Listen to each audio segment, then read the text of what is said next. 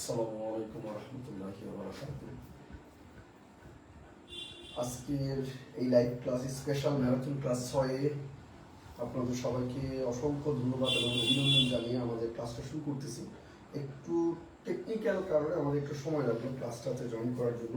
তারপরেও যারা ধৈর্য ধরে আছেন আশা করি ভালো কিছু পাবেন। তো আপনারা যারা আজকের এই লাইভ ক্লাসটাতে যুক্ত হয়েছেন একটু আমাদেরকে জানানোর চেষ্টা করবেন যে কে কোথায় থেকে লাইভ ক্লাসটা দেখছেন এবং আমার কথাটা স্পষ্ট শোনা যাচ্ছে কিনা। আজকে কিন্তু আমি মাইক্রোফোনটা ইউজ করি নাই, ফলে আমাকে একটু কমেন্টের মাধ্যমে জানান তো যে আপনি আমার কথাটা স্পষ্ট শুনতে পাচ্ছেন কিনা।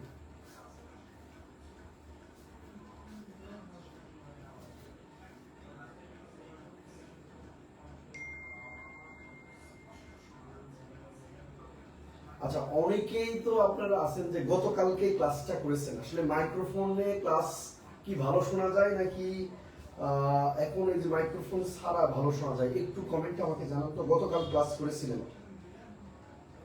ইউটিউবে আমাদের চ্যানেল আছে ঠিক আছে, কিন্তু আমাদের এখন আমরা ক্লাস দিই আওয়াজ খুব কম, আওয়াজ দুটা বাংলাদেশ।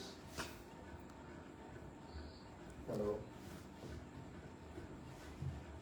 একটু সবাই আমরা আজকে আমরা স্পেশাল যে ক্লাসটা নেব এটা হচ্ছে সংবিধানের উপরে ক্লাসটা নেব, আমাদের স্পেশাল ম্যারাথন ক্লাস। একদম সংবিধান খুব সহজভাবে পড়াবো ইনশাআল্লাহ।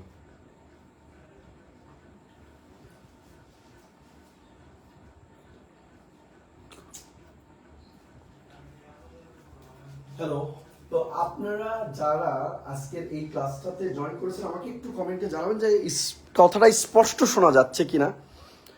সাউন্ড অনেক কম, তাহলে গতকালকে যারা আপনারা ক্লাস করেছিলেন মাইক্রোফোন আমরা ইউজ করেছিলাম, আসলে মাইক্রোফোনে কি সাউন্ড ভালো পাওয়া যায় কিনা আপনি আমাকে একটু জানাবেন যে আমি মাইক্রোফোন ছাড়া ক্লাস ভালো হচ্ছে নাকি গতকালকে মাইক্রোফোন ইউজ করে সাউন্ড ঠিক ছিল নাকি আজকে ঠিক আছে। যদি মাইক্রোফোন ঠিক থাকে তাহলে আমরা মাইক্রোফোনটা ইউজ করার চেষ্টা করব।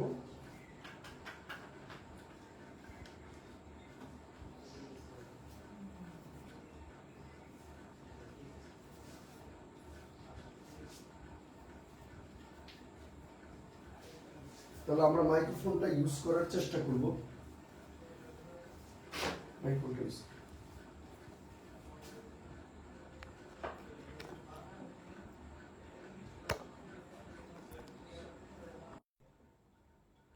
আচ্ছা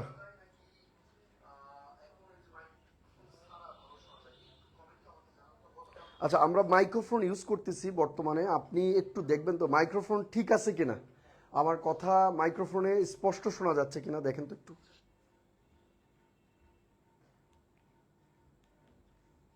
আচ্ছা, শাকিল সুলতান বলছে মাইক্রোফোন নেন ভাই, থ্যাংক ইউ। বেলাল হোসেন আজকে ঠিক আছে, গাইবান্ধা থেকে দেখছি। সৌরভ, সব দিকে আমাদের উত্তরবঙ্গের ছেলে মেয়ে, এই যে ফরিদপুরে ক্লাস নেই, মাদারীপুরে ক্লাস নেই, বরিশালে ক্লাস নেই, চিটগাঁয়ে ক্লাস নেই, এদিকে ঢাকার এদিকের ছেলে মেয়ে নাই অনলাইন।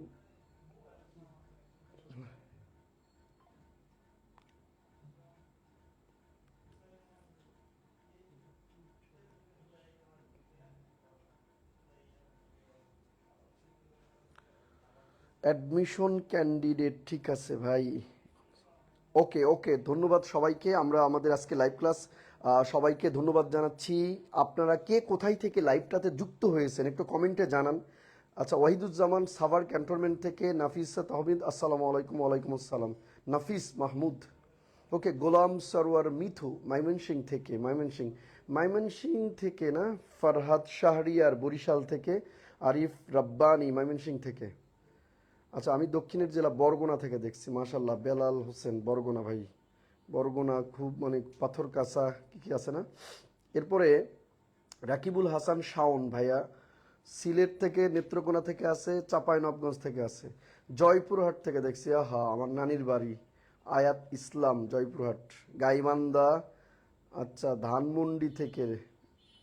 আসসালামু আলাইকুম, ওকে ধন্যবাদ। আমরা দেখা যাচ্ছে যে মোটামুটি বিভিন্ন জায়গা থেকে আমাদের সাথে যুক্ত হয়েছেন আপনারা যারা। শাহিন রংপুর থেকে, নেত্রকোনা থেকে নজরুল ইসলাম, ওকে। সুজন মিয়া আসসালামু আলাইকুম। ওয়ালাইকুম আসসালাম। আমরা আমাদের ক্লাসটা শুরু করে দিই ইনশাল্লাহ। আপনারা হচ্ছে যে যেখান থেকে যুক্ত হয়েছেন একটু লাইভটা শেয়ার করবেন আশা করি।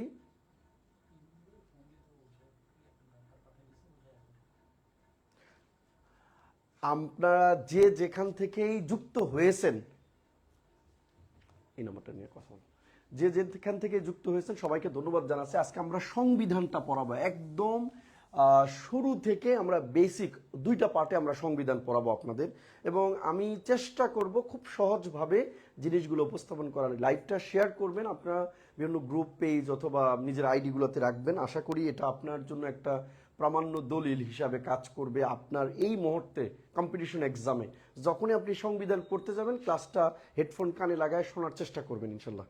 ওকে, সংবিধান, সংবিধানকে ইংরেজিতে বলে কনস্টিটিউশন। কনস্টিটিউশন, সংবিধানকে ইংরেজিতে কি বলা হয়? কনস্টিটিউশন বলা হয়। সংবিধানকে ইংরেজিতে বলা হয় কনস্টিটিউশন। সংবিধান হলো রাষ্ট্রের পূর্ণাঙ্গ জীবন বিধান, বলেছেন অ্যারিস্টটল।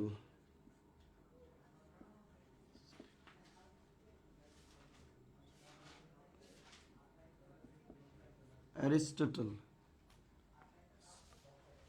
অ্যারিস্টটল, ঠিক আছে। সংবিধান হচ্ছে রাষ্ট্রের পূর্ণাঙ্গ জীবন বিধান, এটাকে বলছে অ্যারিস্টটল। এবং সংবিধান, সংবিধান একটি রাষ্ট্রের সর্বোচ্চ আইন। সংবিধান একটি রাষ্ট্রের সর্বোচ্চ আইন। সংবিধানের আইনের থেকে একটা রাষ্ট্রে আর বড় কোনো আইন হতে পারে না। বাংলাদেশ সরকারেরও, বাংলাদেশেরও সর্বোচ্চ আইন হলো সাংবিধানিক আইন। বলা আছে যে সংবিধানের সাথে মানে সম্পর্কিত বা বিতার্কিক যে কোনো আইন বাতিল বলে গণ্য হবে। সংবিধানকেই সর্বোচ্চ প্রাধান্য দেওয়া হবে। তাহলে এই জন্য সংবিধান হলো একটা রাষ্ট্রের সর্বোচ্চ আইন। সংবিধানকে বলা হয় রাষ্ট্রের দর্পণ।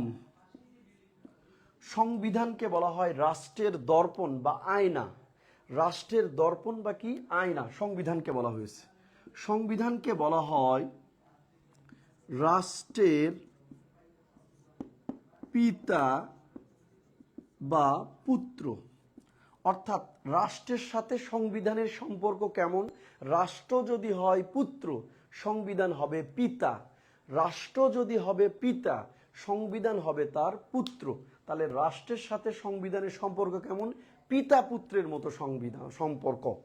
হ্যাঁ, তাহলে সংবিধান হলো একটা দেশের সর্বোচ্চ আইন এবং এটিকে রাষ্ট্রের দর্পণ বলা হয়। এটি সংবিধান, এই সংবিধান হচ্ছে রাষ্ট্রের পিতা বা পুত্র বলা হয়। এরপর আসেন, সংবিধান প্রধানত 2 প্রকার। সংবিধান প্রধানত 2 প্রকার। একটা রাষ্ট্রে সংবিধানকে প্রধানত 2 ভাগে ভাগ করা হয়েছে। কি কি?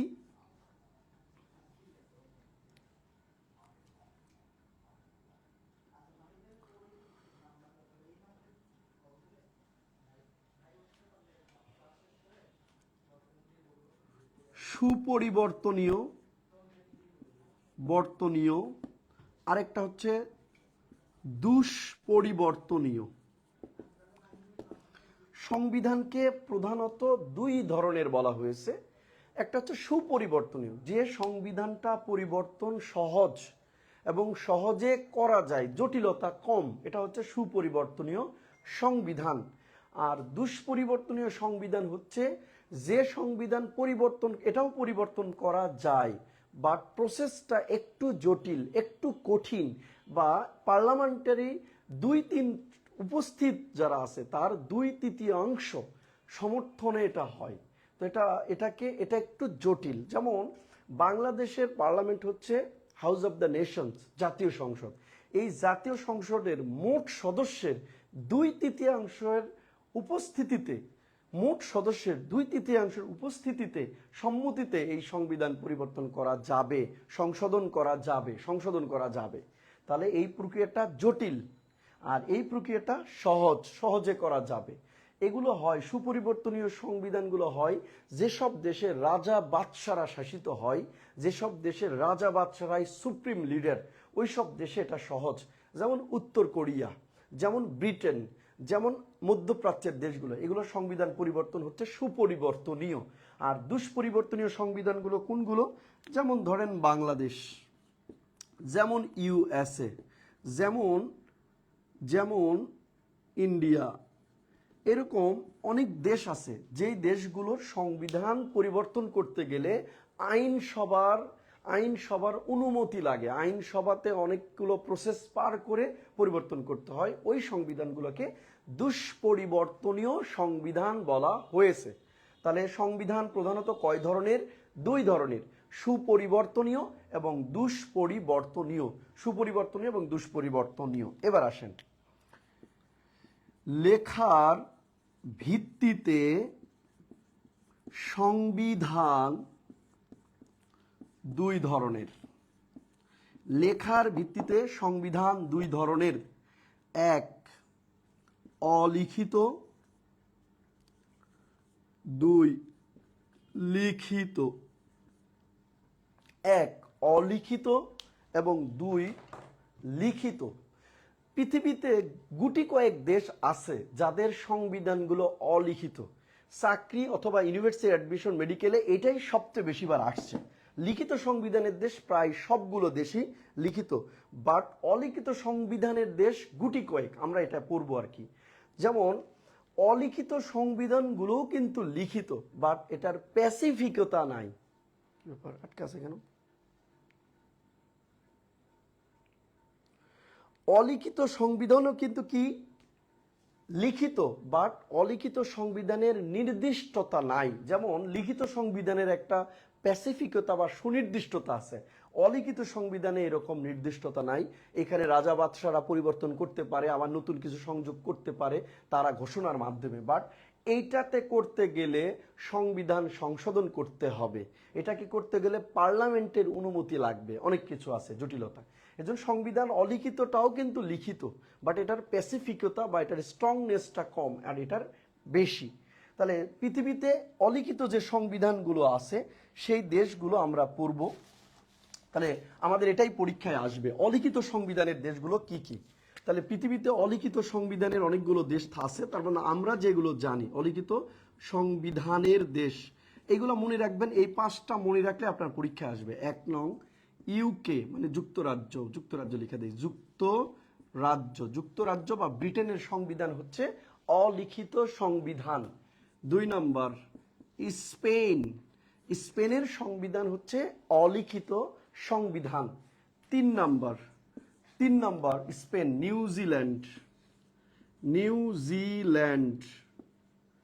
নিউজিল্যান্ডের সংবিধান হচ্ছে অলিখিত সংবিধান। নিউজিল্যান্ডের সংবিধান কি? অলিখিত সংবিধান। নিউজিল্যান্ডের সংবিধান হচ্ছে অলিখিত সংবিধান। 4 নম্বর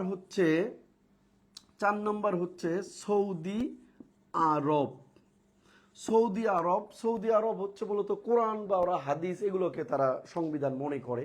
তারপরে ওদের নিজস্ব যে মানে একটা লিখিত পার্লামেন্ট কর্তৃক, আইনসভা কর্তৃক এটা নাই। এই জন্য সৌদি আরবকেও অলিখিত সংবিধানের মধ্যে ধরা হয়। মধ্যপ্রাচ্যের অলিখিত সংবিধানের দেশ সৌদি আরব, এটা বেশ কয়েকবার পরীক্ষায় আসছে।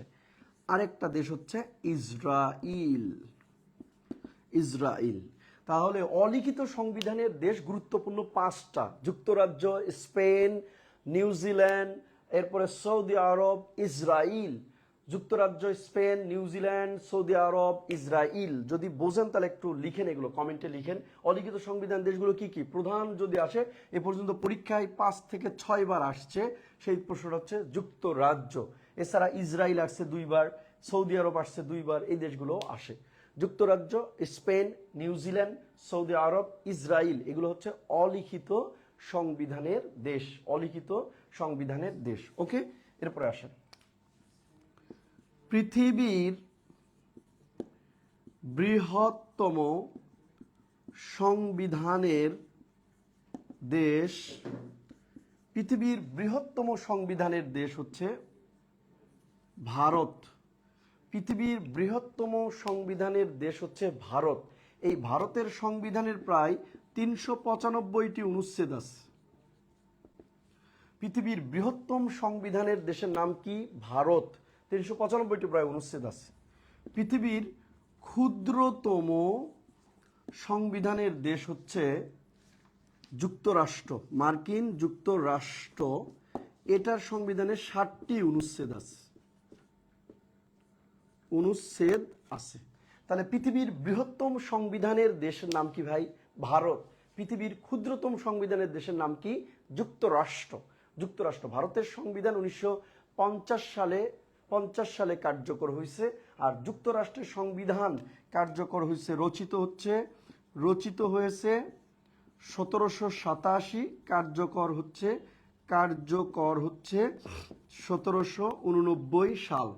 আর ভারতের সংবিধান এটা কার্যকর হচ্ছে 1950। তাহলে পৃথিবীর বৃহত্তম সংবিধানের দেশের নাম কি? ভারত। পৃথিবীর ক্ষুদ্রতম সংবিধানের দেশের নাম কি? যুক্তরাষ্ট্র। মাত্র 60টি অনুচ্ছেদ আছে যুক্তরাষ্ট্রের। ওকে, লিখেন একটু। আমার কথা কি স্পষ্ট শোনা যাচ্ছে? আপনি কি আমার বিষয়গুলো বুঝতেছেন? আমি কিন্তু সিকোয়েন্সিয়াল চেষ্টা করতেছি আপনাকে জিনিসগুলো ধরায় দেওয়ার। ইভেন আপনি অবশ্যই এগুলো পড়লে মানে আপনার বই পুস্তকও দরকার নাই। অলিখিত সংবিধানের দেশ 5টা গুরুত্বপূর্ণ: যুক্তরাজ্য, স্পেন, নিউজিল্যান্ড, সৌদি আরব, ইসরায়েল। পৃথিবীর বৃহত্তম সংবিধানের দেশের নাম ভারত এবং ক্ষুদ্রতম সংবিধানের দেশের নাম যুক্তরাষ্ট্র। ঠিক আছে, ওকে, ক্লিয়ার ভাইয়া? যদি ক্লিয়ার হয় তাহলে একটু লিখেন, আমরা পরের টপিকসে যাব। আচ্ছা, এরপরে আমরা সংবিধান নিয়ে পড়াচ্ছি আপনাদের। এরপরে আসবো আমরা বাংলাদেশের সংবিধান। বাংলাদেশের সংবিধানের ধরন। বাংলাদেশের সংবিধানের ধরন হচ্ছে লিখিত ও দুষ্পরিবর্তনীয়। লিখিত ও দুষ্পরিবর্তনীয়। বাংলাদেশের সংবিধানের ধরন হচ্ছে লিখিত ও দুষ্পরিবর্তনীয়। বাংলাদেশের সংবিধানের ধরন হচ্ছে লিখিত ও দুষ্পরিবর্তনীয়। বাংলাদেশ সংবিধান ধরন কেমন? লিখিত এবং কেমন? দুষ্পরিবর্তনীয়। এরপর আসেন বাংলাদেশের সংবিধানের অভিভাবক অবলিক ব্যাখ্যাকারক অবলিক রক্ষক। বাংলাদেশের সংবিধানের অভিভাবক, ব্যাখ্যাকারক, রক্ষক বলা হয়েছে সুপ্রিম কোর্টকে, যেটা কোড অফ রেক্টর নামে ব্যবহৃত হয়। কোড অফ রেক্টর বলা হয়। বাংলাদেশ সংবিধানের অভিভাবক, সংবিধানের ব্যাখ্যাকারক, রক্ষককে সুপ্রিম কোর্ট। বাংলাদেশ সংবিধানের অভিভাবক, ব্যাখ্যাকারক, রক্ষক হচ্ছে সুপ্রিম কোর্ট। মূল সংবিধানের কপি সংরক্ষিত শাহবাগ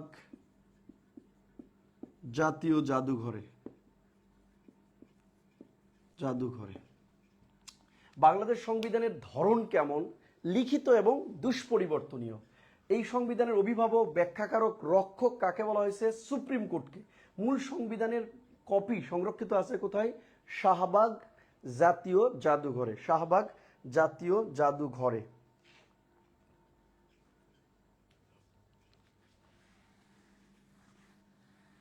এবার আসেন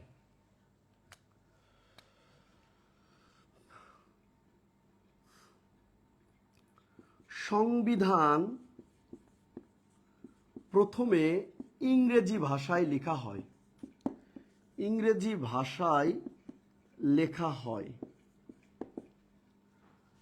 সংবিধানকে বাংলায় অনুবাদ করেন ডক্টর আনিসুজ্জামান স্যার সংবিধানকে প্রথম ইংরেজি ভাষায় লেখা হয়। অনেকেই এটা জানে না। বাংলাদেশের সংবিধান দুটি ভাষায় লেখা আছে, ইংলিশ এবং বাংলা। ইংরেজি থেকে বাংলায় অনুবাদ করছে ডক্টর আনিসুজ্জামান স্যার। এবং বলা আছে সংবিধানে, যদিও ভাষা ইংরেজিতে প্রথম লেখা হয়েছে মূল সংবিধান, তারপরে বলা আছে বাংলা এবং ইংরেজির মধ্যে দ্বন্দ্ব দেখা দিলে প্রাধান্য পাবে বাংলা। যদি ইংরেজিতে বাংলা প্রাধান্য পাবে।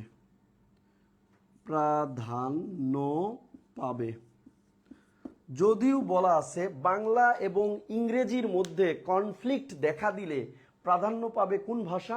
বাংলা ভাষা। প্রাধান্য পাবে কোন ভাষা? বাংলা ভাষা। তাহলে বাংলা ইংরেজির মধ্যে দ্বন্দ্ব দেখা দিলে প্রাধান্য পাবে কোন ভাষা? বাংলা ভাষা, যদিও সংবিধান ইংরেজিতে লেখা আছে। কারা কারা ক্লাস করছেন আজকে এটা প্রথম জানলেন যে বাংলাদেশের সংবিধান প্রথমে ইংরেজি ভাষায় লেখা হয়েছে? কারা কারা জানলেন একটু কমেন্টে করেন। লজ্জার কিছু নাই, আমরা শিখতে চাই।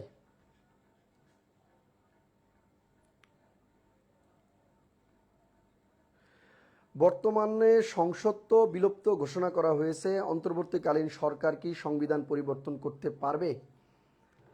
বাংলাদেশের যে রাষ্ট্রপতি, মহামান্য রাষ্ট্রপতি, তিনি সংসদ অধিবেশন আহ্বান, স্থগিত এবং ভেঙে দিতে পারেন। তিনি সংবিধান করার জন্য তিনি বিশেষ অধ্যাদেশ বা বিশেষ অনেক কিছু ওনার করার ক্ষমতা আছে। অন্তর্বর্তীকালীন সরকারের কিছু নাই এখানে করার, রাষ্ট্র ওনাকে অধিকার দেয় নাই। এখানে মূলত যা করার অধিকার সব মহামান্য রাষ্ট্রপতির আছে। উনি বিশেষ ক্ষমতা বলে অনেক কিছু করতে পারবেন। ওকে, বলেন যারা লিখছেন ক্লিয়ার কিনা। এবার আসেন আমরা সংবিধানটা কিভাবে রচনা শুরু হলো তার একটা প্রেক্ষাপট একটু বলবো। সংবিধান রচনার প্রেক্ষাপট, দ্য ব্যাকগ্রাউন্ড অফ কনস্টিটিউশন। সংবিধান রচনার প্রেক্ষাপট 1971 সালের 16 ডিসেম্বর বাংলাদেশ স্বাধীন হলো।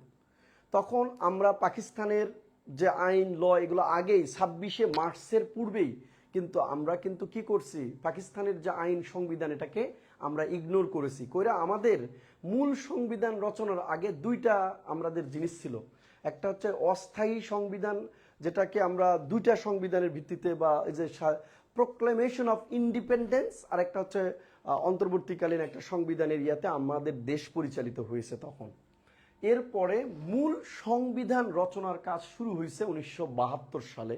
শেখ মুজিবুর রহমান যখন পাকিস্তানের কারাগার থেকে মুক্ত হয়ে বাংলাদেশে আসেন, এসে তিনি আবার পুনরায় রাষ্ট্রপতির দায়িত্ব গ্রহণ করেন। তিনি রাষ্ট্রপতি হিসাবে তিনি কিন্তু শপথ নেন 11 তারিখ জানুয়ারি, এবং শপথ নিয়েই তিনি সংবিধান রচনার অস্থায়ী সংবিধান আদেশটা জারি করার মাধ্যমে এই দেশের সংবিধান রচনা শুরু হয়। তাহলে সংবিধান রচনার প্রেক্ষাপটে আমরা কিভাবে শুরু হয়েছে তার আগে এগুলোর আগে আমরা সংবিধানের সাথে জড়িত যে ব্যক্তিগুলো আছে আমরা এগুলো পড়লেই, পরবর্তী ব্যক্তি, তারিখ, ঘটনাগুলো খুঁচিয়ে পড়লেই আপনার এগুলো পাবো। তো সংবিধান রচনার প্রেক্ষাপটের পূর্বে আমরা একটু দেখি আগে যে গণপরিষদ। কোনো একটা দেশের যদি সরকার, কোনো সংবিধান না থাকে আর পার্লামেন্ট না থাকে তখন একটা বিশেষ কমিটি হয় যেটার মাধ্যমে পরবর্তী দেশের আইন বা শাসনতন্ত্র তৈরি করে। যেহেতু বাংলাদেশের কোনো আইন তখন সংবিধান ছিল না, তাই 1970 সালে যারা নির্বাচিত হয়েছিল জাতীয় পরিষদ এবং প্রাদেশিক পরিষদের, এই জাতীয় এবং প্রাদেশিক পরিষদের নির্বাচিত সদস্যগুলোর মধ্য থেকে বাছাই করে 403 জনকে নিয়ে মূলত একটা কমিটি করা হয়েছিল যার নাম গণপরিষদের কমিটি। এই গণপরিষদের যে কমিটি আছে, এই কমিটির আদেশ জারি করেছিল তৎকালীন বিচারপতি আবু সাইদ চৌধুরী। আদেশ জারি করেছিলেন এবং আদেশ জারি করে তিনি একজন সভাপতি নিয়োগ দিয়েছিলেন, একজন স্পিকার নিয়োগ দিয়েছিলেন, একজন ডেপুটি স্পিকার নিয়োগ দিয়েছিলেন এবং বাকি সদস্য। তাদের উদ্দেশ্য কি? এই গণপরিষদের কাজ হবে দেশকে একটা স্বাধীন সার্বভৌম রাষ্ট্রকে একটি সংবিধান উপহার দেওয়া, সংবিধান উপহার দেওয়া। এই জন্য এই গণপরিষদ এ লক্ষ্যেই প্রতিষ্ঠা করা হয়েছিল এবং পরবর্তী এই গণপরিষদ থেকে আরেকটা কমিটি করা হয়েছিল, নাম তার সংবিধান কমিটি। তার সদস্য ছিল 34 জন। আমরা দুইটা কমিটি দুই পাশে লিখে দেখাচ্ছি আপনাকে, এবং এই দুইটা কমিটির সাহায্যে বাংলাদেশের 9 মাসের মাথায় 72 সালে বাংলাদেশ একটা সংবিধান বাংলাদেশের মানুষকে উপহার দিতে পেরেছিল। 9 মাসে আমরা দেশ স্বাধীন করেছি এবং 9 মাসের মধ্যে একটা দেশে স্বাধীন দেশের একটা সংবিধান রচনা করতে সক্ষম হয়েছিলাম। যেখানে পাকিস্তান 1947 সালে স্বাধীন হয়েও 9 বছর লেগেছিল নিজেদের সংবিধান তৈরি করতে, সেখানে আমরা 9 মাসের মাথায় একটা সংবিধান কিভাবে আসছিল এটা আমরা দেখানোর চেষ্টা করবো আপনাদের। ওকে, তাহলে আমরা এটা দুইটা পরিষদ দুই পাশে লিখতেছি।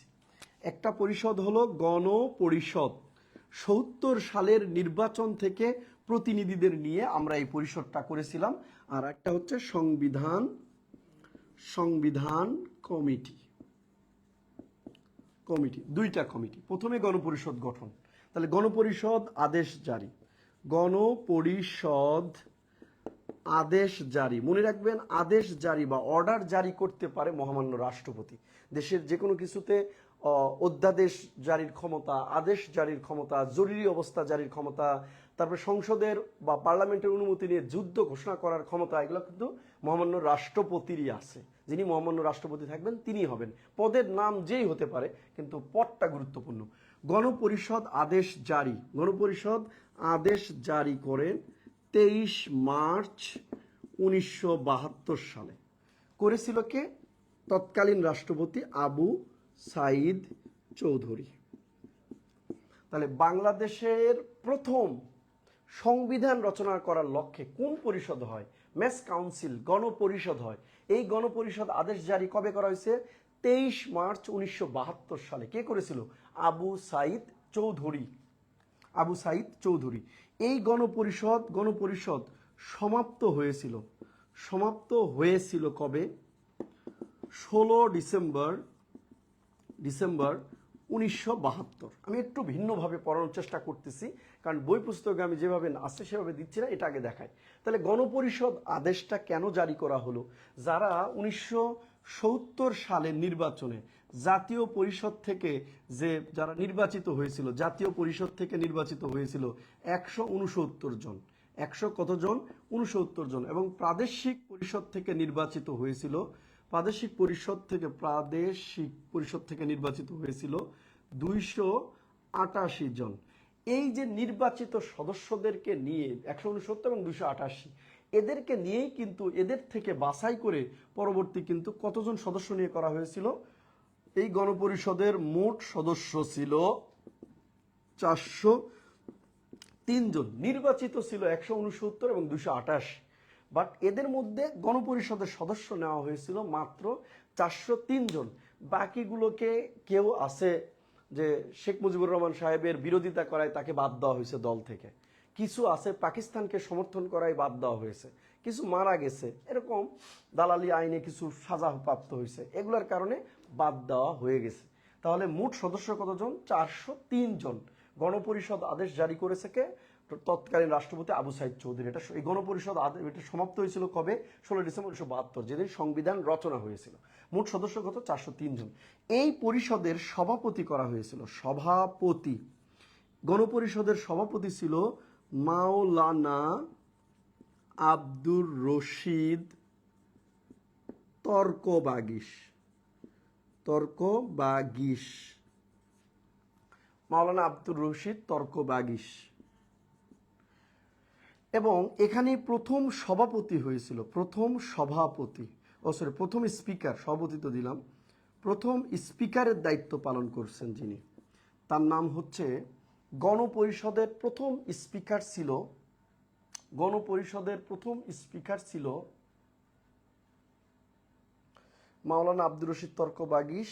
এরপর হচ্ছে প্রথম স্পিকার ছিল, ভুলে গেলাম, সভাপতি হচ্ছে মাওলানা আব্দুর রশিদ তর্কবাগীশ, আর প্রথম স্পিকার হচ্ছে শাহ আব্দুল হামিদ। শাহ আব্দুল হামিদ এবং প্রথম ডেপুটি স্পিকার হচ্ছে মোহাম্মদ উল্লাহ। এই মোহাম্মদ উল্লাহ কিন্তু আবার পরবর্তী মানে বাংলাদেশের প্রথম সংসদের স্পিকার ছিল। গণপরিষদের সে ডেপুটি স্পিকার হলেও পরবর্তী সংসদের সে স্পিকার ছিল। তাহলে আমরা বলবেন তো যে 1973 সালে যে 7 মার্চ নির্বাচন হলো, নির্বাচন হওয়ার পরে দেশের স্বাধীন দেশের প্রথম যে পার্লামেন্টটা গঠিত হলো, সেই পার্লামেন্টের প্রথম স্পিকারের দায়িত্ব পালন কে করেছে?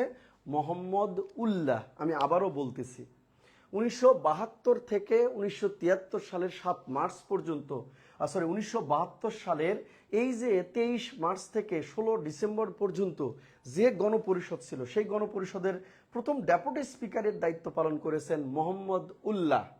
পরবর্তী তিনি 73 সালের 7 মার্চে নির্বাচন হলে যখন প্রথম পার্লামেন্ট হয়, সেই স্বাধীন পার্লামেন্ট সংসদের প্রথম স্পিকারের দায়িত্ব পালন করেছেন মোহাম্মদুল্লাহ। তাহলে গণপরিষদের প্রথম ডেপুটি স্পিকার মোহাম্মদুল্লাহ, সেই পরবর্তী জাতীয় সংসদের প্রথম স্পিকারের দায়িত্ব পালন করেন। যারা বোঝেননি একটু কমেন্ট করেন।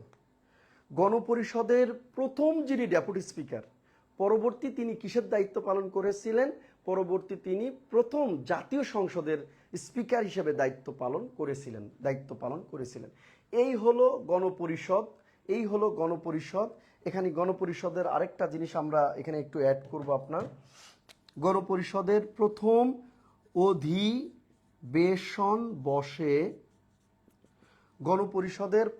অধিবেশন বসে 10 এপ্রিল 1972 সাল। তাহলে গণপরিষদের প্রথম অধিবেশন বসে 10 এপ্রিল 1972 সাল। হ্যাঁ, প্রথম অধিবেশন বসে 10 এপ্রিল 1972 সাল। তাহলে গণপরিষদ এটা গঠন হয়েছে 70-এর জাতীয় পরিষদ এবং প্রাদেশিক পরিষদ থেকে নির্বাচিত যারা ছিল তাদের থেকে বাছাই করে 169, 288 এখান থেকে বাছাই করে কতজন নেওয়া হয়েছিল? 403 জন নেওয়া হয়েছিল। গণপরিষদের মেয়াদ কত ছিল? 23 মার্চ 1972 থেকে 16 ডিসেম্বর 1972 পর্যন্ত। এই সময়ে দায়িত্ব পালন করেছেন প্রথম সভাপতি হিসাবে কে? মাওলানা আব্দুর রশিদ তর্কবাগীশ। প্রথম স্পিকারের দায়িত্ব পালন করছেন শাহ আব্দুল হামিদ। প্রথম ডেপুটি স্পিকারের দায়িত্ব পালন করছেন মোহাম্মদ উল্লাহ। এই গণপরিষদ গঠন হওয়ার পর প্রথম অধিবেশন বসেছিল 10 এপ্রিল 1972 সাল। পরের এপিসোডগুলো আমরা পরে দেখাচ্ছি, এটা আপনাকে তারিখের সাথে দেখাবো, আপনি বোঝেন। যদি ক্লিয়ার হন, কোনো প্রশ্ন থাকে আমি উত্তর দিতেছি, বলেন ক্লিয়ার কিনা। প্রাদেশিক পরিষদ আর জাতীয় পরিষদের মধ্যে পার্থক্য কি? খুবই চমৎকার একটা প্রশ্ন। নাহিদ হাসান, পাকিস্তানের পার্লামেন্ট হচ্ছে 2 ভাগে বিভক্ত। একটা হচ্ছে জাতীয় পরিষদ, ওদের হচ্ছে আইনসভা নির্বাচন হতো, একটা জাতীয় পরিষদ যেখানে পাকিস্তানের তখন 5টা প্রদেশ ছিল, 5টা প্রদেশেই জাতীয় নির্বাচন হতো, সেখানেই জাতীয় নির্বাচন হতো সব প্রদেশ মিলা। আবার প্রাদেশিক প্রদেশ ভিত্তিক আলাদা আলাদা নির্বাচন হতো, যেমন ভারতেও হয়, জাতীয় নির্বাচন আলাদা হয়, বিধানসভার নির্বাচন কিন্তু আলাদা হয়। তাইলে এই যে প্রাদেশিক পরিষদের আলাদা হচ্ছে, প্রদেশগুলোর নির্বাচন আলাদা এবং জাতীয় পর্যায়ে নির্বাচন আলাদা হয়। তো ওই জাতীয় পর্যায়ে যখন জাতীয় পরিষদ নির্বাচন হয়েছিল, সেই নির্বাচনে বাংলাদেশ এখানে 309টি আসন ছিল, সেখানে মূলত পূর্ব পাকিস্তানের জন্য বরাদ্দ দিয়েছিল 169টি এবং 169টি। আর প্রাদেশিক পরিষদে এখানে 310টা ছিল, 10টার মধ্যে 300টি হচ্ছে নির্বাচিত, 10টা সংরক্ষিত। এখানে 300টির মধ্যে শেখ মুজিব তথা আওয়ামী লীগ 288টি আসন পেয়েছিল তৎকালীন সময়। তাহলে এই হলো জাতীয় পরিষদ আর প্রাদেশিক পরিষদ। জাতীয় পরিষদ যেখানে সবগুলো প্রদেশের মানুষই অংশগ্রহণ করেছিল ভোটে, আর প্রাদেশিক পরিষদ শুধু মূল পাকিস্তানের হচ্ছে শুধু প্রদেশের যারা দল আছে এই প্রদেশের দল যোগদান করেছিল। 10 এপ্রিল প্রথম। বুঝছেন কিনা আমাকে একটু বলেন, ক্লিয়ার হয়েছে কিনা এটা? গণপরিষদের প্রথম আদেশ জারি 23 মার্চ, গণপরিষদ বিলুপ্ত হয়েছে 16 ডিসেম্বর 72। মোট সদস্য 403 জন। সভাপতি মাওলানা আব্দুর রশিদ তর্কবাগীশ, প্রথম স্পিকার শাহ আব্দুল হামিদ, প্রথম ডেপুটি স্পিকার মোহাম্মদ উল্লাহ। প্রথম অধিবেশন বসে 10 এপ্রিল 1972। দেখেন এই 403 জন সদস্য, বিশাল বড় একটা কমিটি। এখানে চিন্তা করা হলো যে আমরা তো কাজ করতেইছি গণপরিষদ, আমরা আরেকটা কমিটি করে দেই। কারণ বেশি মানুষ হলে সেই কাজটা ভালো হয় না, ওখানে বহু মানুষের বহু মতামত। তাই গণপরিষদ থেকে সিদ্ধান্ত হলো আরেকটা কমিটি হবে, তার নাম সংবিধান কমিটি। তাহলে এই সংবিধান কমিটি গঠিত হয় 11 এপ্রিল 1972। এই গণপরিষদ যে সংবিধান কমিটি গঠিত হয়, এই কমিটির মোট সদস্য হয় 34 জন। মোট সদস্য হয় কয়জন? 34 জন। মোট সদস্য হয় কতজন? 34 জন। এই গণপরিষদ, এই সংবিধান কমিটি যে গঠিত হলো, মোট সদস্য হলো 34 জন। এই কমিটির প্রধান চেয়ারম্যান রূপকার, সংবিধানের রূপকার করা হলো ডক্টর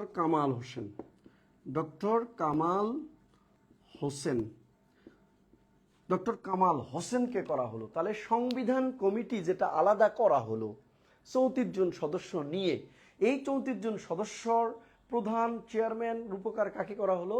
এই কমিটির প্রধান করা হলো ডক্টর কামাল হোসেনকে, এবং এই কমিটির একমাত্র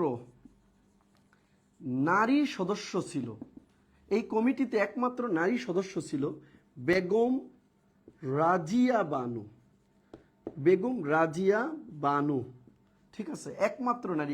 এটা যে এক পর্যন্ত কতবার পরীক্ষায় আসছে বলা মুশকিল। এই এক লাইন পড়লে একটা প্রশ্ন কমন, যে সংবিধান কমিটিতে একমাত্র নারী সদস্য কে ছিল? বেগম রাজিয়া বানু। কমেন্ট করেন, একটা লাইন পড়লেই একটা প্রশ্ন পাওয়া যাবে। কোন লাইনটা বলেন? সংবিধান কমিটির মোট সদস্য 34, প্রধান হচ্ছে ডক্টর কামাল হোসেন, আর একমাত্র মহিলা সদস্য কে ছিল? নারী সদস্য ছিল বেগম রাজিয়া বানু। এক লাইন পড়লে আপনি একটা প্রশ্ন পাবেন, এক লাইন পড়লেই। এবং এই কমিটিতে একমাত্র বিরোধী দলীয় সদস্য ছিল সুরঞ্জিত সেনগুপ্ত। তাহলে সংবিধান কমিটিতে একমাত্র বিরোধী দল কে ছিল? সুরঞ্জিত সেনগুপ্ত। আপনাকে আরো একটা জিনিস বলে দিই, বাংলাদেশের সংবিধান রচনার সময় রাজনৈতিক দল ছিল দুটি, একটা হচ্ছে আওয়ামী লীগ আর একটা হচ্ছে ন্যাপ, ন্যাশনাল আওয়ামী পার্টি। এই দলটা ছিল তৎকালীন সংসদের বিরোধী দল, nap, national Awami party. Awami League এবং ন্যাশনাল আওয়ামী পার্টি দুইটারই প্রতিষ্ঠাতা মাওলানা আব্দুল হামিদ খান ভাসানী। দুইটারই কিন্তু মালিককে বা প্রতিষ্ঠাতা ছিল মাওলানা আব্দুল হামিদ খান ভাসানী। সংবিধান রচনাকালীন দুইটা দল ছিল, বিরোধী দল কোনটা ছিল? ন্যাপ। তাহলে সুরঞ্জিত কোন দলের সদস্য ছিল? ন্যাপের সদস্য ছিল, ন্যাশনাল আওয়ামী পার্টি। ন্যাপ মানে কি পুনরূপ বলেন দেখি? National Awami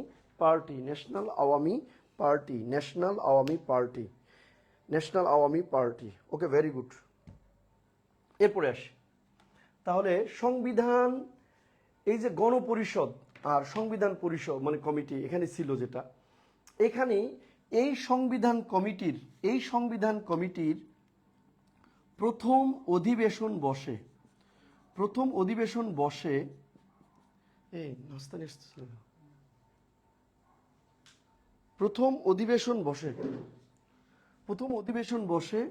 17 April 1972।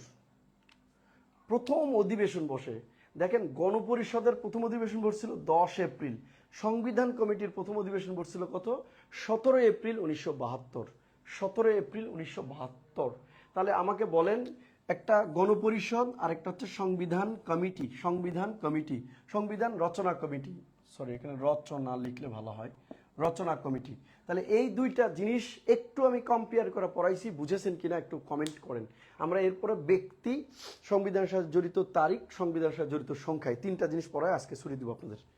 তাড়াতাড়ি বলেন, এটা যতটুকু পড়াইছি ক্লিয়ার কিনা, না কোনো প্রশ্ন আছে কিনা?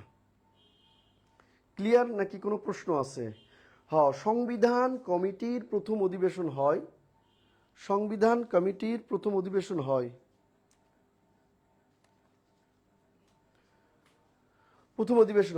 এপ্রিল। ক্লিয়ার কিনা সবাই একটু কমেন্ট করে, আমি তাহলে বুঝবো আপনি ক্লিয়ার, আপনি বিষয়টা ভালো করে বুঝেছেন। ওকে, প্রশ্ন থাকলে করতে পারেন, করেন, প্রশ্ন করেন। এবার আসেন সংবিধানের একটা প্রেক্ষাপট বলছি।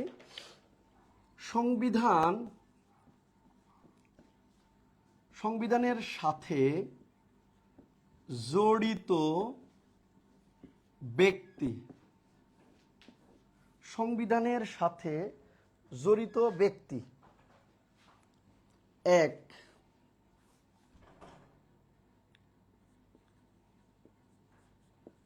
শেখ মুজিবুর রহমান। আগে তো এটা অনেক ইম্পর্টেন্ট ছিল, এখন এই জিনিসটা কমে যাবে, ক্রেজ কমে যাবে, আসবে কম। অস্থায়ী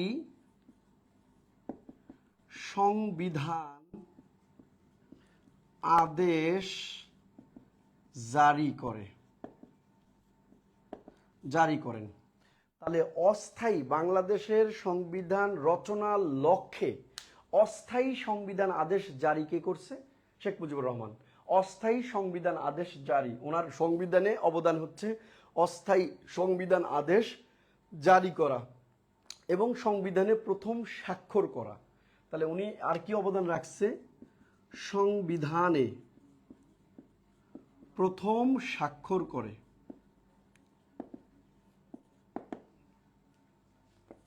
দুই নাম্বার, আবু সাইদ চৌধুরী। শেখ মুজিবুর রহমান কিন্তু রাষ্ট্রপতি ছিল 10 এপ্রিল 1971 থেকে 11 জানুয়ারি 1972। এরপরে তিনি 12 জানুয়ারি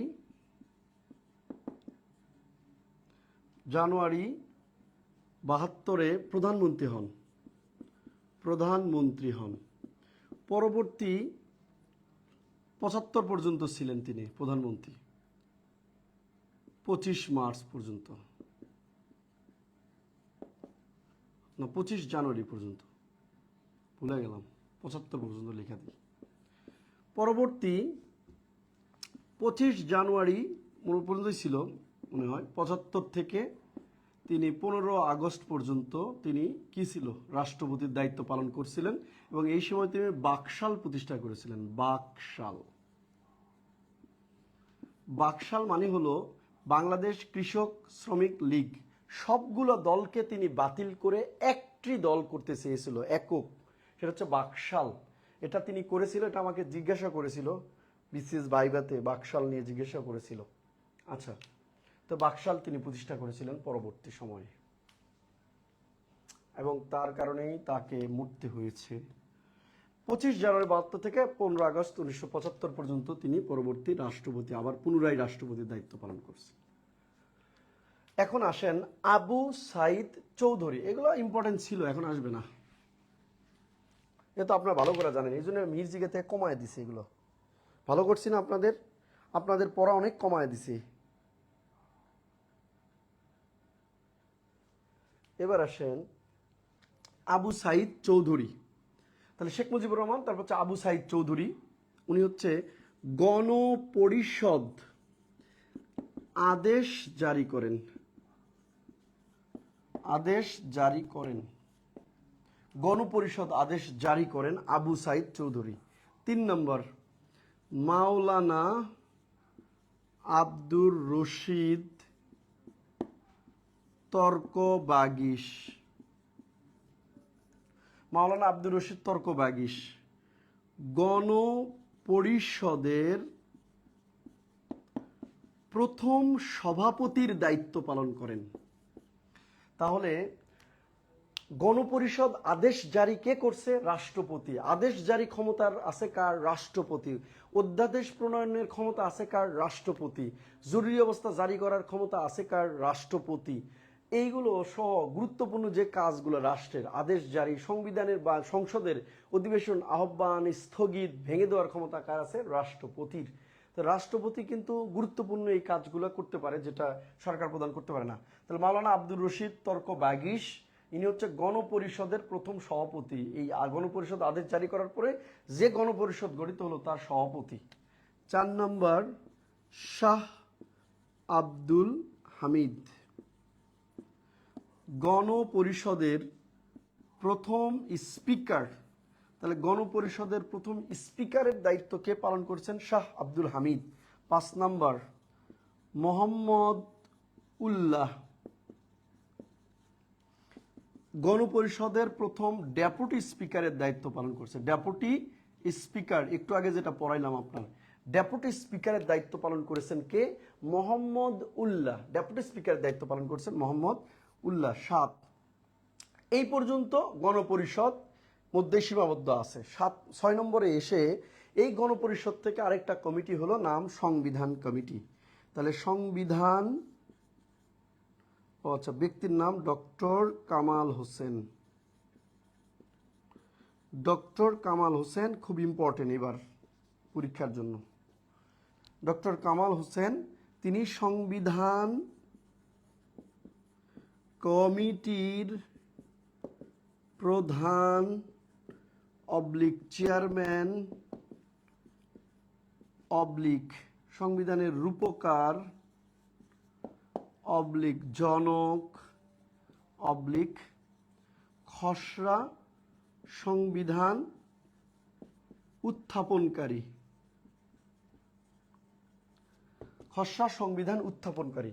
সংবিধান কমিটির প্রধান অবলিক চেয়ারম্যান অবলিক রূপকার অবলিক জনক, অথবা তিনি গণপরিষদে খসড়া সংবিধান উত্থাপন করেছেন। তিনি গণপরিষদে খসড়া সংবিধান উত্থাপন করেছেন।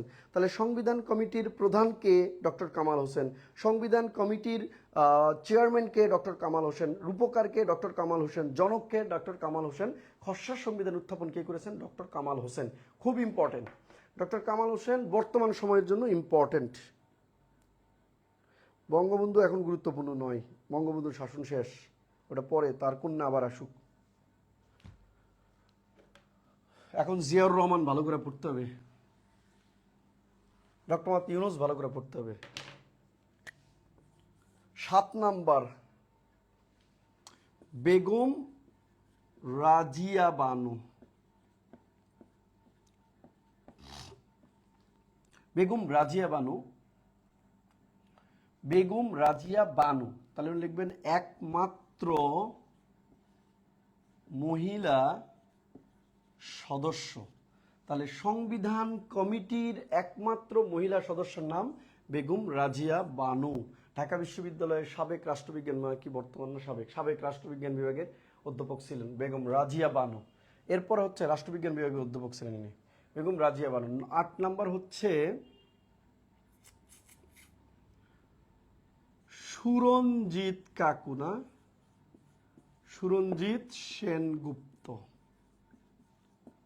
থলের বিড়াল। একমাত্র বিরোধী দলীয় সদস্য এবং খসড়া সংবিধানে স্বাক্ষর করেননি। একমাত্র বিরোধী দলীয় সদস্য এবং খসড়া সংবিধানে স্বাক্ষর করেননি, তিনি হচ্ছে সুরঞ্জিত সেনগুপ্ত। তিনি কে? সুরঞ্জিত সেনগুপ্ত। তাহলে বাংলাদেশ সংবিধানে একমাত্র স্বাক্ষর করেনি কে? খসড়া সংবিধানে সুরঞ্জিত সেনগুপ্ত। একমাত্র বিরোধী দলীয় সদস্যকে সুরঞ্জিত সেনগুপ্ত। ওই যে বিরোধী দলের কাজ বিরোধিতা করা, তাই করেছে সে। এরপরে আসি 9 নম্বর, খুব গুরুত্বপূর্ণ। বেগম রাজিয়া বানু একমাত্র সংবিধান কমিটির একমাত্র মহিলা সদস্য, একমাত্র বিরোধী দলের সদস্য সুরঞ্জিত সেনগুপ্ত। খসড়া সংবিধানে স্বাক্ষর করেনি কে? সুরঞ্জিত সেনগুপ্ত। 9 নম্বরে আসেন। 9 নম্বর হচ্ছে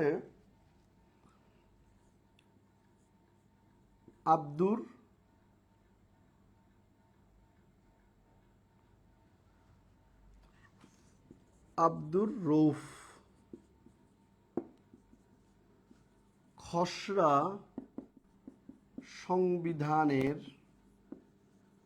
হস্তলেখক, মানে উনি হাতে লিখছেন, আব্দুর রৌফ। 10 জয়নুল আবেদিন। জয়নুল আবেদিন আব্দুর রউফ সংবিধানের হস্তলেখক, যিনি হাতে লিখেছিল। বাংলাদেশের সংবিধান হচ্ছে কিন্তু হাতে লিখেছে, প্রথমে কিন্তু হাতে লিখছে, পরে টাইপ করছে। আর জয়নুল আবেদিন হচ্ছে সংবিধানের অঙ্গসজ্জা করছে, অঙ্গসজ্জা করেন। বাংলাদেশ সংবিধানের পাশে দেখবেন লালালা লালালা করে নকশা আছে, এই নকশাটা করে দিছে কে? জয়নুল আবেদিন। সংবিধানের অঙ্গসজ্জা করেছেন জয়নুল আবেদিন। আব্দুর রউফ তারা হচ্ছে সংবিধানের হস্তলেখক, জয়নুল আবেদিন হচ্ছে সংবিধানের অঙ্গসজ্জা করেছেন। সংবিধানের কি করেছেন? অঙ্গসজ্জা করেছেন। তাহলে বেগম রাজিয়া বানু একমাত্র মহিলা সদস্য, সুরঞ্জিত সেনগুপ্ত একমাত্র বিরোধী দলীয় সদস্য, আব্দুর রউফ হস্তলেখক, জয়নুল আবেদিন হচ্ছে অঙ্গসজ্জা করে দিয়েছেন। 11 নম্বর হচ্ছে মোত্তালিব মিহির। ইনি জড়িত হলো, আপনাকে সংবিধান পড়াচ্ছেন।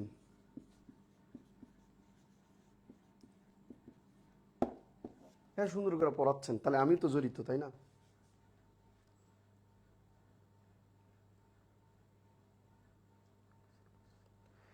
বাংলাদেশের আবু সাইদ চৌধুরী, উনি একাধারে বিচারপতি ছিলেন, একাধারে ঢাকা বিশ্ববিদ্যালয়ের ভিসির দায়িত্ব পালন করেছেন, একাধারে তিনি মুজিবনগর সরকারের প্রবাসী সরকার মুজিবনগর সরকারের বিদেশে জনমত গঠনের কাজ করেছেন। তিনি লন্ডনের মিশন প্রধান হিসাবে দায়িত্ব পালন করেছেন। দেশ স্বাধীনের পরে যখন রাষ্ট্রপতি পরবর্তী ওনাকে রাষ্ট্রপতিও করা হয়েছে আবু সাইদ চৌধুরীকে। তাহলে উনি অনেকগুলো কাজ করছেন। ঢাকা বিশ্ববিদ্যালয় ভিসি ছিলেন, বিচারপতি ছিলেন, বা মুক্তিযুদ্ধের সময় বিদেশি মিশনের প্রধান ছিলেন, এবং তিনি বহির্বিশ্বে বাংলাদেশের পক্ষে জনমত গড়ে তোলার দায়িত্ব তার উপরে ছিল, এবং স্বাধীন দেশে তিনি রাষ্ট্রপতির সাংবিধানিকভাবে প্রথম সংবিধান রচনাকালীন প্রথম রাষ্ট্রপতির দায়িত্ব পালন করেছেন আবু সাইদ চৌধুরী। প্রশ্ন করেছেন যিনি, তাকে আমি বলতেছি ভাইয়া, ইনি বলছেন যে হুমায়ুন কবির এই প্রশ্ন করেছেন। ধন্যবাদ হুমায়ুন কবির। ঠিক আছে, ওকে।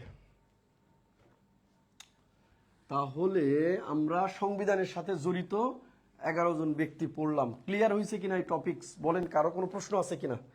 এরপরে আমরা শেষ করব তাড়াতাড়ি। আপনি হচ্ছে সংবিধানের সাথে জড়িত তারিখ, সংবিধানের সাথে জড়িত তারিখ, জড়িত তারিখ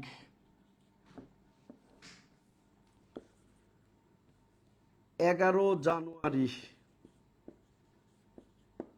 1972 অস্থায়ী সংবিধান আদেশ জারি। সংবিধান আদেশ জারি কে করেছিল? শেখ মুজিবুর রহমান। অস্থায়ী সংবিধান আদেশ জারি এই 11 তারিখ করা হয়েছিল, 11 জানুয়ারি। অস্থায়ী সংবিধান আদেশ জারি, উনি 10 তারিখে স্বদেশ প্রত্যাবর্তন করে এই স্বাধীন দেশের জন্য একটা সংবিধান তৈরি করা অস্থায়ী আদেশ জারি করেছেন। 2 23 মার্চ 1972 গণপরিষদ আদেশ জারি। তাহলে গণপরিষদ পরবর্তী আদেশ জারি কে করেছেন? বিচারপতি আবু সাইদ চৌধুরী। গণপরিষদ আদেশ জারি হয়েছে কয় তারিখ? 23 মার্চ। অস্থায়ী সংবিধান আদেশ 11 জানুয়ারি, গণপরিষদ আদেশ হচ্ছে 23 মার্চ। গণপরিষদ আদেশ হচ্ছে 23 মার্চ। এরপরে হলো 10 এপ্রিল 1972 গণপরিষদের প্রথম অধিবেশন বসে।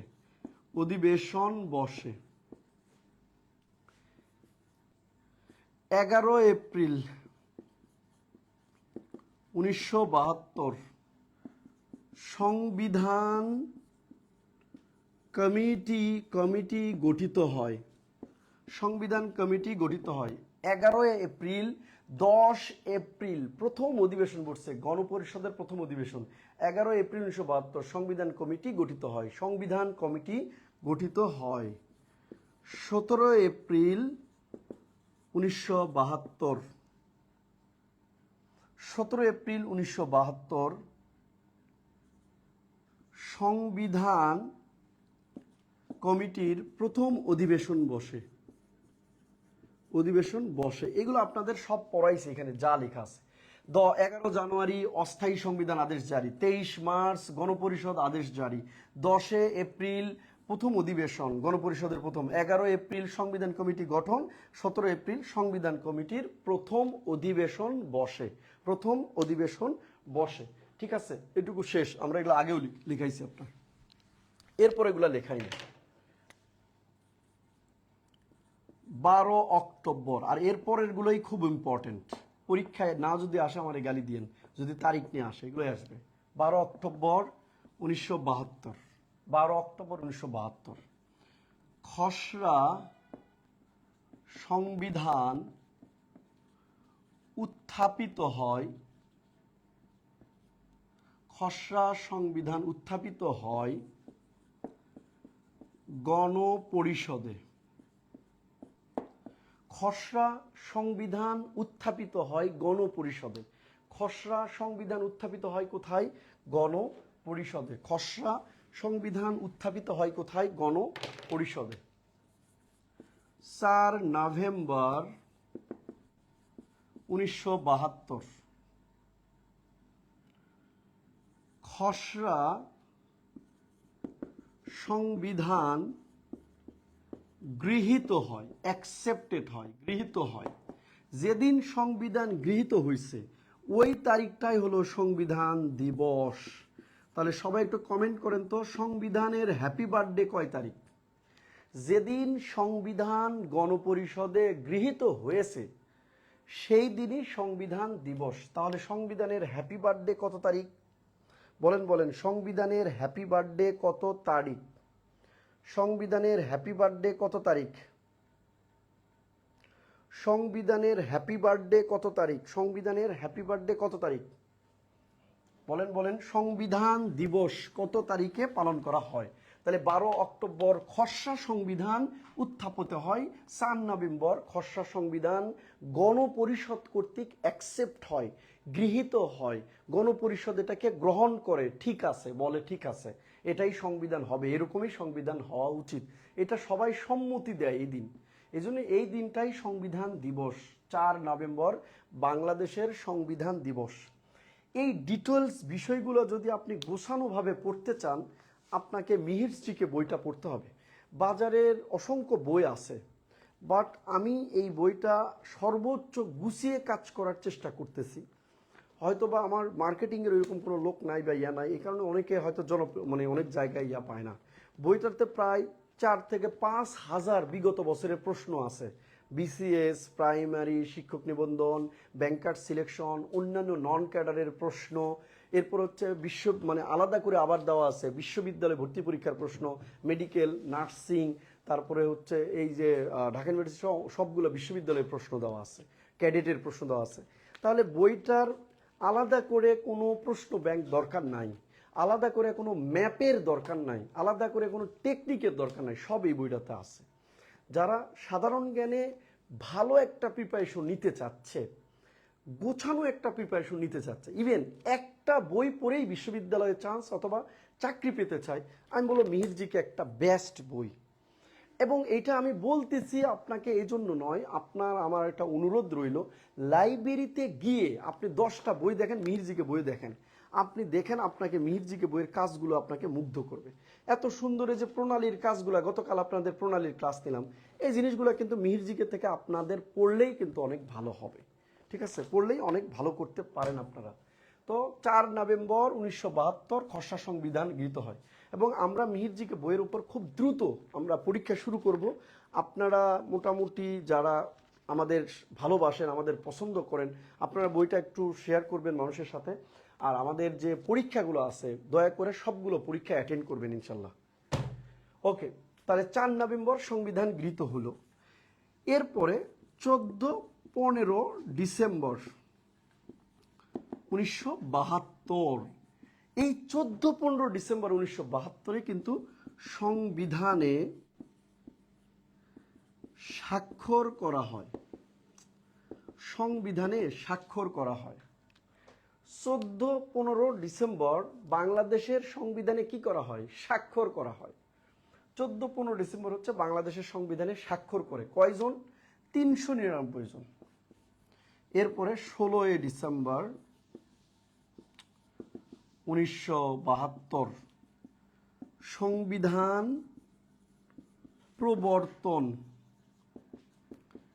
কার্যকর হয়।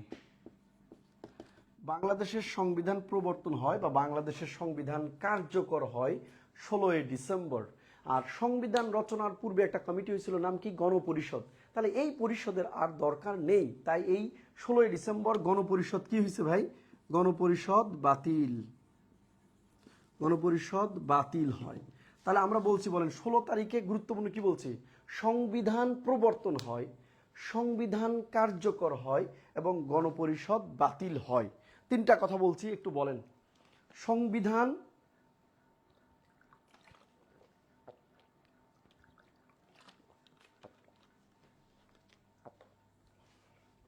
সংবিধান প্রবর্তন, সংবিধান কার্যকর, গণপরিষদ বাতিল হয়েছে। ওকে, এরপরে আমরা নিচে লিখব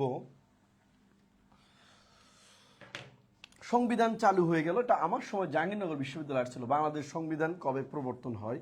16 ডিসেম্বর 1972। সংবিধানের সাথে জড়িত সংখ্যা, জড়িত সংখ্যা, সংবিধানের সাথে জড়িত সংখ্যা 1। সংবিধানে প্রস্তাবনা, প্রস্তাবনা একটি বলা হয়, মানে একটা কথা, তো অনেকগুলো কথা, প্রস্তাবনা একটি, একটি। 2, সংবিধানে ভাষা আছে দুটি, একটি হলো বাংলা আর একটি হলো ইংরেজি। সংবিধান কয় ভাষায় লেখা? দুটি ভাষায়।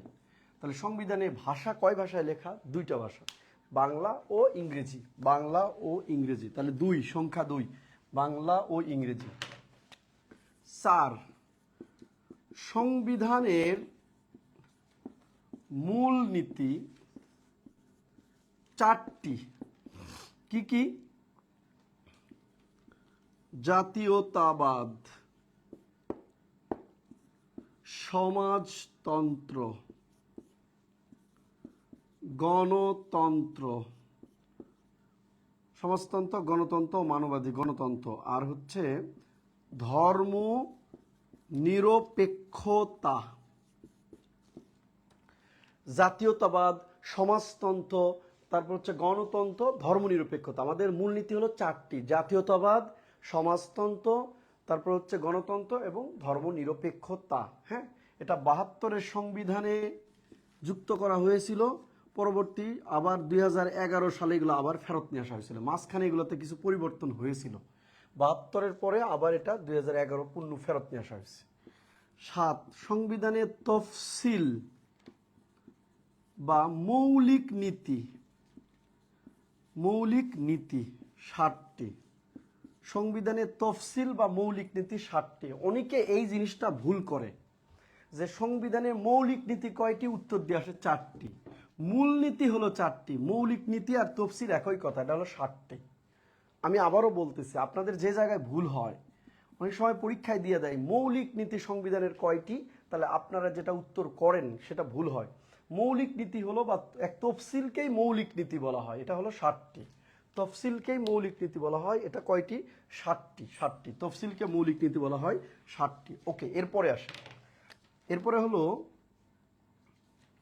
লিখবেন 11, সংবিধানের ভাগ অথবা অধ্যায় অথবা ডিভিশন আছে 11টি। সংবিধানের ভাগ বা অধ্যায় আছে বা 11টি। সংবিধানের ভাগ বা অধ্যায় আছে 11টি। 11টি অধ্যায়ে আমাদের সংবিধানকে ভাগ করা হয়েছে এবং প্রতিটি অধ্যায়ে বিভিন্ন অনুচ্ছেদ আছে। প্রথম অধ্যায়ে 7টা অনুচ্ছেদ, তারপরে এরকম করে অনুচ্ছেদ ভাগ করা আছে। তাহলে সংবিধানের অধ্যায় বা ভাগ কতটি? 11টি। সংবিধানের অধ্যায় বা ভাগ হচ্ছে 11টি। 12, সংবিধানের বৈশিষ্ট্য অনেক আছে, কিন্তু 12টার মতো একাডেমিক বই দেওয়া আছে। সংবিধানের বৈশিষ্ট্য অনেক, একবার আসছিল জাহাঙ্গীরনগরে। সংবিধানের বৈশিষ্ট্য কয়টি? 12টি। এরপরে হচ্ছে 17, সংবিধানে সংবিধান সংবিধান সংশোধনী অথবা এটাকে বলে অ্যামেন্ডমেন্ট অ্যামেন্ডমেন্ট অ্যামেন্ডমেন্ট সংবিধান সংশোধনী বা সংবিধান অ্যামেন্ডমেন্ট এই পর্যন্ত হয়েছে 17 বার। প্রথম সংশোধনী হচ্ছে 1973, সর্বশেষ সংশোধনী হচ্ছে 2018। তাহলে সংবিধান সংশোধন হয়েছে এ পর্যন্ত মোট 17 বার। প্রথম হচ্ছে 1973, সর্বশেষ হচ্ছে 2018। প্রথম হচ্ছে 1973 এবং সর্বশেষ হচ্ছে 2018। আগামীকাল এই এপিসোড আসতেছে, এগুলো বিস্তারিত ইনশাল্লাহ আগামীকালকের ক্লাসে আপনারা থাকলে এগুলো পেয়ে যাবেন। 34 সংবিধান কমিটির মোট সদস্য কত? 34 জন। 34 জন। তাহলে সংবিধান কমিটির মোট সদস্য কয়জন? 34 জন। খুব important, very very important. Amendment এটাও খুব ইম্পর্টেন্ট এবং এই মূল সদস্যটা বারবার পরীক্ষায় আসে। সংবিধান কমিটিতে মোট সদস্য কয়জন ছিল এবং নারী সদস্যকে? 34 জন। এই 34 জনের মধ্যে আওয়ামী লীগের ছিল 33, এটা আর লাগবে না। এরপরে হচ্ছে 93 পৃষ্ঠা, সংবিধানের মূল পৃষ্ঠা, মানে হস্তলিখিত মূল পৃষ্ঠা ছিল 93 পৃষ্ঠা। কত পৃষ্ঠা? 93 পৃষ্ঠা। 108 স্বাক্ষর সহ মোট পৃষ্ঠা 108টি। সংবিধানে স্বাক্ষর সহ মোট পৃষ্ঠা হচ্ছে 108টি। সংবিধানে স্বাক্ষর সহ মোট পৃষ্ঠা হচ্ছে 108টি। 153 সংবিধানে অনুচ্ছেদ আছে 153টি। সংবিধানের স্বাক্ষর সহ মোট পৃষ্ঠা হচ্ছে 108 আর সংবিধানের অনুচ্ছেদ আছে 153টি। সংবিধানের অনুচ্ছেদ আছে কতটি? 153টি। সংবিধানের অনুচ্ছেদ আছে 153টি। তাহলে সংবিধানের স্বাক্ষর সহ মোট পৃষ্ঠা 108, সংবিধানে অনুচ্ছেদ আছে 153টি। খুব ইম্পর্টেন্ট, এটা ইম্পর্টেন্ট, এটা ইম্পর্টেন্ট, 153টি। এরপরে হচ্ছে 399 সংবিধানে স্বাক্ষর করে 399 জন। অনেক বইয়ে দেওয়া আছে 309 জন, অ্যাকচুয়ালি এটা ভুল। সংবিধানে স্বাক্ষর করছে 309 জন, 4 জন স্বাক্ষর করেনি। সংবিধানে স্বাক্ষর করছে 399 জন। 403 জন গণপরিষদের সদস্য, 403 জন। তাহলে আমি আবারও বলতেছি, এক, সংবিধানের প্রস্তাবনা একটি, সংবিধানের ভাষা কয়টি? দুটি, বাংলা ও ইংরেজি ও বাংলা। প্রথমে ইংরেজিতে লেখা হয়েছে, পরে বাংলায় অনুবাদ করা হয়েছে। ভাষা দুইটি। সংবিধানের মূলনীতি আছে 4টি। মূলনীতি কয়টি? 4টি। জাতীয়তাবাদ, সমাজতন্ত্র, গণতন্ত্র, ধর্মনিরপেক্ষতা, মূলনীতি 4টি। মৌলিক নীতি বা তফসিল আছে 7টি। অস্থায়ী বিধানবলী সত্ত্বেও কার্যকারী আইন, 2 নম্বর হচ্ছে বিলুপ্তি, 3 নম্বর ক্রান্তিকালীন অস্থায়ী বিধানবলী, 4 নম্বরে হচ্ছে কি যেন আছে, 5 নম্বরে 7 মাসের ভাষণ, 6 নম্বর স্বাধীনতার ঘোষণা, 7 নম্বর হচ্ছে স্বাধীনতার ঘোষণা পত্র। তাহলে এইগুলা কিন্তু আপনার হলো আগে আসতো বারবার, 7 মার্চের ভাষণ, স্বাধীনতার ঘোষণা। এখন আপনি স্কিপ করে যেতে পারবেন, হ্যাঁ পারবেন, আগে আসতো একটা প্রশ্ন। ওকে, এরপরে হচ্ছে সংবিধানের ভাগ আছে কয়টা? 11। প্রথম ভাগের নাম কি? প্রজাতন্ত্র। দ্বিতীয় ভাগের নাম কি? রাষ্ট্র পরিচালনা মূলনীতি। তৃতীয় ভাগের নাম কি? মৌলিক অধিকার। চতুর্থ ভাগের নাম কি? নির্বাহী বিভাগ। আগামীকাল এগুলো আমরা পড়াবো। 11টি ভাগ, 153টি অনুচ্ছেদ এবং 153টি অনুচ্ছেদ এবং 17টি সংশোধনী গুরুত্বপূর্ণ। কালকের ক্লাসটা খুবই চমৎকার হবে। এরপরে 17 বার সংশোধন হয়েছে। প্রথম 1973 সালে 2টা সংশোধনী, 74-এ একটা, তারপরে হচ্ছে 75-এ একটা, তারপর পঞ্চমটা হচ্ছে 1979। তো আমরা এই 17টা সংশোধনী আপনাকে পড়াবো। মোট সদস্য সংবিধান কমিটিতে সদস্য ছিল 34 জন। হস্তলিখিত মোট পৃষ্ঠা ছিল, মূল পৃষ্ঠা হচ্ছে 93 আর স্বাক্ষর সহ পৃষ্ঠা হচ্ছে 108। অনুচ্ছেদ হচ্ছে 153, আর্টিকেল, সংবিধান আর্টিকেল হচ্ছে 153। আচ্ছা, সংবিধানে স্বাক্ষর করছে 399 জন, আর গণপরিষদের মোট সদস্য ছিল 403 জন। ওকে, এই জিনিসগুলো আমি আপনাদের পড়ানোর চেষ্টা করেছি ইনশাল্লাহ।